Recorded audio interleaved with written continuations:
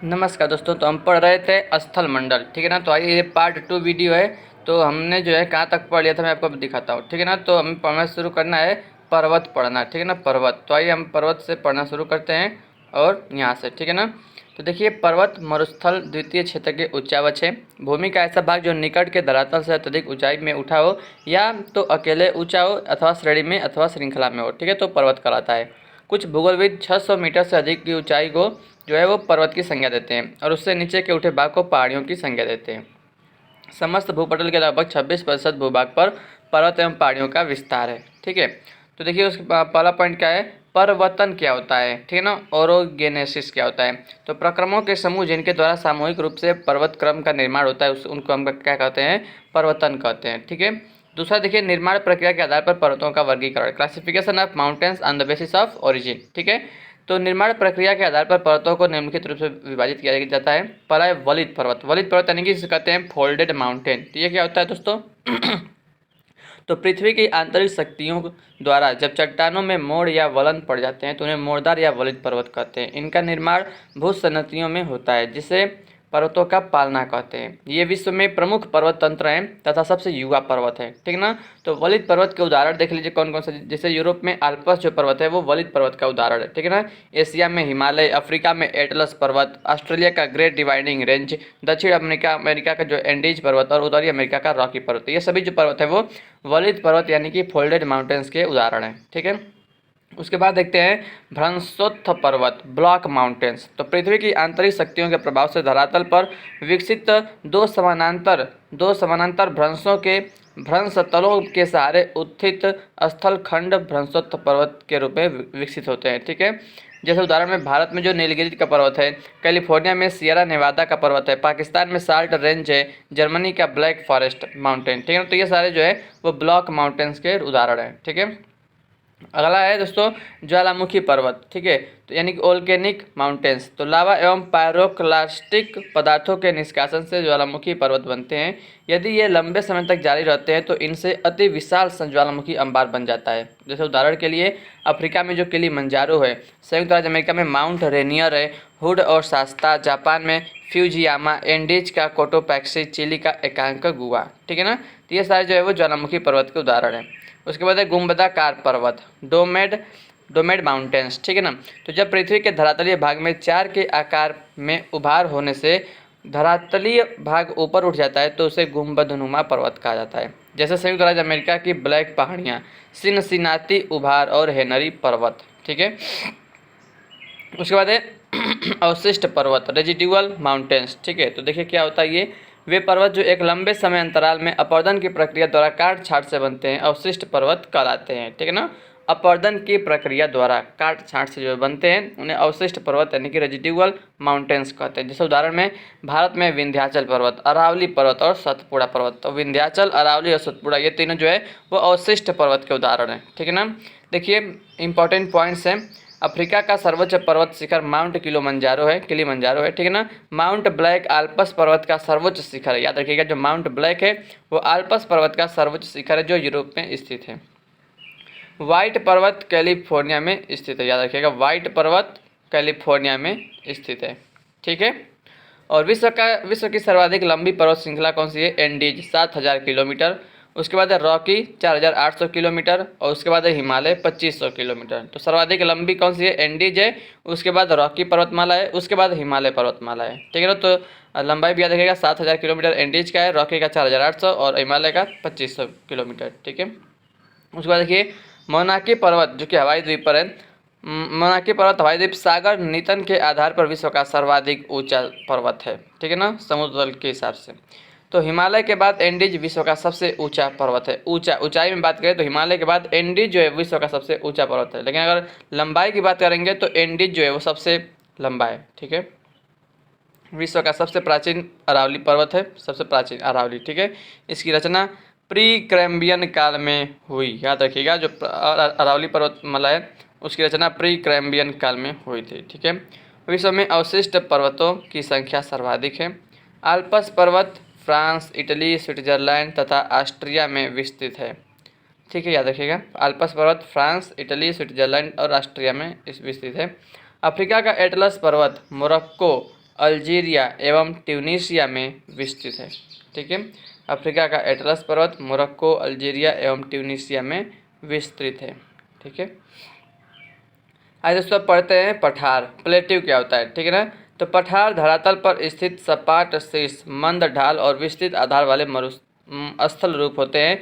पठार कभी कभी मैदानों से नीचे होती हैं, जैसे पिडमांट पठार संयुक्त राज्य अमेरिका, या पर्वतों से ऊंचे भी होते हैं, जैसे तिब्बत का पठार 5000 मीटर, जो संसार का सर्वोच्च पठार है। ठीक है, अब देखिए विश्व के प्रमुख पठार, major plateau in the world. ठीक है ना, तो पहला देखिए ओजार्क का पठार कहाँ है, यूएसए में है। ठीक है, शान पठार म्यांमार में है। मेसेटा पठार स्पेन में है, आइबेरिया प्रायद्वीप पर। ठीक है, माटो ग्रासो पठार ये कहाँ है, ब्राज़ील में। तिब्बत का पठार तिब्बत में है।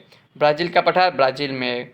कोरात पठार थाईलैंड में है। गुयाना का पठार वेनेजुएला गुयाना में है। ठीक है ना, अलास्का या यूकान का पठार कहाँ है, यूएसए में है। प्रायद्वीपीय पठार कहाँ है, भारत। ठीक है ना, याद रखिएगा। अनातोलिया पठार तुर्की। अबिसिनिया पठार कहाँ है, इथियोपिया में। चियापास पठार कहाँ है, मैक्सिको में। ग्रेट बेसिन का पठार कहाँ है, यूएसए में। पेंटागोनिया का पठार कहाँ है, अर्जेंटीना में। कोलंबिया का पठार है, यूएसए में। पोतवार का पठार है कहाँ है, पठार है पाकिस्तान में। पिडमांट का पठार है यूएसए में। बोलीविया का पठार है बोलीविया में। और मध्य साइबेरिया का पठार कहाँ है, रूस में है। ठीक है ना, तो ये सारे विश्व के प्रमुख पठार है और किस देश में, याद रखिएगा। ठीक है ना, अब पढ़ेंगे हम मैदान प्लेन्स। ठीक है ना, पर्वत पढ़ लिया हमने, पठार पढ़ लिया, अब पढ़ेंगे मैदान के बारे में। तो मैदान सपाट भूमि का एक विस्तृत क्षेत्र होता है अथवा बिना उन्नत पहाड़ियों वाला धीमी तरंगित धरातल अथवा अवनति का क्षेत्र होता है। ठीक है ना, मैदानों में तटीय तथा आंतरिक मैदानों को ही सम्मिलित किया जाता है। ठीक है, अब देखिए प्रमुख मैदान। ठीक है ना, और विश्व के मैदान और निर्माण प्रक्रिया कैसे वो बने हैं। तो पहला है भारत का विशाल मैदान कैसे बना है, अवसादी जमाव के कारण बना है। ठीक है, फ्लोरिडा का मैदान कैसे बना है, कास्ट मैदान से बना है, कास्ट। ठीक है, निर्माण प्रक्रिया कास्ट मैदान। कच्छ का मैदान उत्थित मैदान है। युगोस्लाविया का मैदान कास्ट मैदान है। लद्दाख का मैदान हिमानीकृत मैदान है। पेरिस बेसिन समप्राय मैदान है। हंगरी का मैदान रचनात्मक मैदान है। रूसी प्लेटफार्म उत्थित मैदान। ग्रेट प्लेन्स यूएसए निर्गमन से बना है। ठीक है ना, उत्तर पश्चिम चीन का मैदान लोयस मैदान है। और कश्मीर का मैदान ये झीलकृत मैदान। ठीक है, अब देखिए विश्व की प्रमुख झीलें। ठीक है, उनका क्षेत्र, कैस्पियन सागर पूर्वी सोवियत संघ। टोरेंस झील ऑस्ट्रेलिया में है। टिटिकाका झील का है, पेरू और बोलीविया की सीमा पर है। ठीक है ना, रेनडियर झील कनाडा में है। ग्रेट स्लेव झील भी कनाडा में, याद रखिएगा, रेनडियर झील और ग्रेट स्लेव झील कनाडा में है। ठीक है, फीसो सिकरू झील का है, तिब्बत का पठार में है। अरब सागर ये कजाकिस्तान उज्बेकिस्तान। ह्यूरन झील संयुक्त राज्य अमेरिका और कनाडा की सीमा पर है। ठीक है ना, सुपीरियर झील ये भी संयुक्त राज्य अमेरिका और कनाडा की सीमा पर है। ठीक है, किनधामी झील चीन में है। ग्रेट बियर झील कहाँ है, कनाडा में। टैगानिका झील पूर्व सोवियत संघ में है। ठीक है ना, और जेनेवा झील ये स्विट्जरलैंड में है। इसिक कुल झील किर्गिस्तान में है। लोपनोर झील चीन में है। बोल्टा झील घाना में है। रुडोल्फ झील केन्या में है। विक्टोरिया झील केन्या, युगांडा और तंजानिया की सीमा पर है। न्यासा झील तंजानिया, मोजाम्बिक और मलावी की सीमा पर है। और हुआ झील कहाँ है, ये संयुक्त राज्य अमेरिका में है। ठीक है, अब देखिए विश्व के प्रमुख द्वीप मेजर आइसलैंड, और कहाँ है और कहाँ मतलब कहाँ है। ठीक है ना, ग्रीनलैंड कहाँ है, ये आर्कटिक महासागर में, ग्रीनलैंड आर्कटिक महासागर में। मेडागास्कर कहाँ है, हिंद महासागर में। बैफिन द्वीप कहाँ है, ये उत्तरी ध्रुव महासागर में है। होन्शु द्वीप प्रशांत महासागर में है। जापान का द्वीप है होन्शु ब्रिज। ठीक है, सेलेबीज द्वीप हिंद महासागर में है। एलेस मेर द्वीप ये कहाँ है, आर्कटिक महासागर में। जावा द्वीप हिंद महासागर। तस्मानिया प्रशांत महासागर। न्यू गिनी ये भी प्रशांत महासागर। बोर्नियो आइलैंड ये भी हिंद महासागर में है। सुमात्रा हिंद महासागर में। ठीक है, ब्रिटेन अटलांटिक महासागर। विक्टोरिया आर्कटिक महासागर। दक्षिणी न्यूजीलैंड प्रशांत महासागर। उत्तरी न्यूजीलैंड प्रशांत महासागर। ठीक है, और श्रीलंका ये हिंद महासागर में है। ठीक है, अब देखिए दोस्तों नदी द्वारा उत्पन्न स्थलाकृतियाँ। ठीक है, land forms made by river. ठीक है, नदियाँ अपर्दन परिवहन एवं निक्षेपण क्रिया करती हैं। नदियों द्वारा उत्पन्न स्थल रूप इस प्रकार हैं। पहला है गार्ज एवं कैनियन, गॉर्ज एंड कैनियन। ठीक है, नदी के लंबवत कटाव क्रिया से भी आकार की घाटी गार्ज एवं कैनियन के रूप में विकसित होती है। ठीक है, जैसे कोलोराडो नदी पर ग्रैंड कैनियन। ठीक है, दूसरा है जलप्रपात, तो वाटरफॉल्स, जब नदियों का जल ऊंचाई से खड़े ढाल से अत्यधिक वेग से नीचे गिरता है तो उसे जलप्रपात कहते हैं। जब कठोर शैलों का ढाल नदी के साथ होता है तो क्षिप्रिका बनती है। ठीक है ना। विश्व के प्रमुख जलप्रपात देखिए, तो पहला है जलप्रपात एंजिल जलप्रपात, जो कि संसार का सबसे सर्वाधिक ऊंचाई यानी कि ऊंचा जलप्रपात है। ठीक है ना। एंजिल जलप्रपात ऊंचाई कितना है, 979 मीटर ऊंचा है। कहाँ स्थित है, कैरानी नदी वेनेजुएला में। ठीक है, उसके बाद है ब्राउनी 836 मीटर न्यूजीलैंड में है। योसेमाइट 739 मीटर कैलिफोर्निया में है। सदरलैंड जलप्रपात है 580 मीटर न्यूजीलैंड में।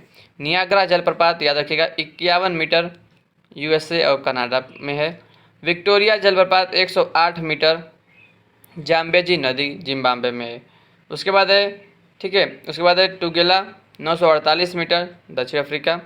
उसके बाद है मुल्टनोमा 250 मीटर ओरेगन यूएसए में है। जोग जलप्रपात 253 मीटर भारत में है। ग्रैंड प्रपात 160 मीटर लेब्राडोर कनाडा में है। थ्री सिस्टर जलप्रपात 914 मीटर पेरू देश में है। ठीक है ना। उसके बाद है टकाकू, ये 400 मीटर ऊंचाई है, ब्रिटिश कोलंबिया कनाडा में स्थित है। ठीक है ना। उसके बाद देखते हैं दोस्तों जलगर्तिका स्ट्रक्चरल बेंच, नदी के प्रवाह मार्ग में जल दाब एवं घर्षण क्रिया से गर्तों का विकास होता है, जिसे जलगर्तिका कहते हैं। ठीक है। उसके बाद जलोढ़ पंख क्या होता है, जलोढ़ पंख एलुवियल फैंस। ठीक है, नदियों द्वारा पर्वतों के आधार तल के पास अर्धवृत्ताकार रूप में पदार्थों का निक्षेपण जो आकृति में पंख के समान होता है जलोढ़ पंख कहलाता है। ठीक है। उसके बाद है नदी वेदिका रिवर टेरेस। ठीक है, टेरेस नदी वेदिका क्या होता है, नदी घाटी के दोनों ओर नवोन्मेष के कारण विकसित सोपानी संरचना को नदी वेदिका कहते हैं। नदी विसर्प क्या होता है, नदियों के अंतिम प्रौढ़ावस्था मार्ग में अवरोध के कारण विकसित नदियों के घुमावदार मार्ग को नदी विसर्प कहते हैं। तटबंध क्या होता है, लीवी क्या होता है, नदी के दोनों किनारों पर मिट्टियों के जमाव द्वारा बने लंबे लंबे बंध जो कि कम ऊंचाई वाले कटक के समान होते हैं, तटबंध कहलाते हैं। क्षारण झील क्या होता है, जब नदियां अपने विसर्प को त्याग कर सीधे प्रवाहित होने लगती हैं तब नदियों का विसर्प या अवशिष्ट भाग क्षरण या गोखुर झील कहलाता है। डेल्टा क्या होता है, नदियों द्वारा मुहाने के पास लाए गए अवसादों के जमा किए जाने से ग्रीक अक्षर डेल्टा जैसे विकसित स्थल रूप डेल्टा कहलाता है। गंगा ब्रह्मपुत्र डेल्टा संसार का सबसे बड़ा डेल्टा है। ठीक है। अब देखिए हिम नदी स्थलाकृतियाँ, हिम नदी ग्लेशियल लैंड फॉर्म्स, यू आकार की घाटी। हिमनद अपने प्रवाह मार्ग में किसी नदी निर्मित घाटी में अपघर्षण द्वारा उसे यू आकार की घाटी में परिवर्तित कर देती है। ठीक है। दूसरा है लटकती घाटी, लटकती घाटी हैंगिंग वैली, हिमनदी की सहायक घाटी को लटकती घाटी कहा जाता है। उसके बाद है सर्क। सर्क एक फ्रेंच शब्द है जिसे ढालू शीर्ष और ढालू पार्श्व दीवारों वाले एक आराम कुर्सी के आकार के अवनमन के चारों ओर घिरे हिमनदी अपर्दित शैल के लिए व्यापक रूप से अपना लिया गया है। उसके बाद है श्रृंग, हॉर्न क्या होता है, श्रृंग हिमालय क्षेत्र में हिमनद के अपर्दन से विकसित होने वाली पिरामिड नुमा चोटी को श्रृंग कहते हैं, जैसे स्विट्जरलैंड में आल्प्स पर्वत का मैटर हॉर्न। उसके बाद है एरिट, किसी पहाड़ी के दोनों ओर सर्क के विकास क्रम में बनने वाले दांतेदार आरे के समान स्थल रूप को एरिट कहते हैं। कोल क्या होता है, एक पर्वतीय दर्रा जो एक घाटी को दूसरे से मिलाता है। नूनाटक क्या होता है, हिम क्षेत्र में हिम के ऊपर निकली हुई चोटियों को नूनाटक कहा जाता है। एस्कर क्या होता है, हिमानी क्षेत्र में हिमोड़ों के जमाव से विकसित होने वाले भेड़नुमा स्थल रूप कहा जाता है। ठीक है। ड्रमलिन क्या होता है, ये भूमि हिमोड़ द्वारा निर्मित गोल टीले वाली पहाड़ियाँ होती हैं जिनकी आकृति उल्टी नाव के समान होती है। ठीक है। उसके बाद है केम। केम क्या होता है, हिम अग्र के समक्ष जमा अति प्रवण जलोढ़ शंकु को केम कहा जाता है।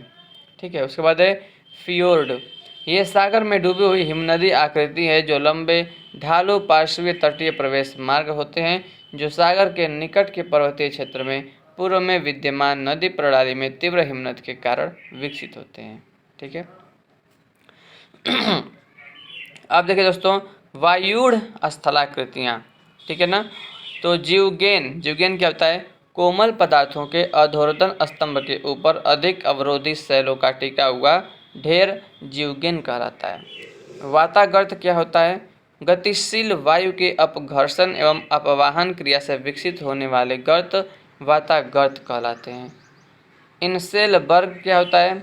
उच्च मरुस्थलीय प्रदेशों में ग्रेनाइट शैल के अपरदन के कारण गुंबद या पिरामिड के आकार के टीले इनसेल बर्ग कहलाते हैं। ठीक है ना। चौथा देखिए क्या है? छत्रक शिला या गारा।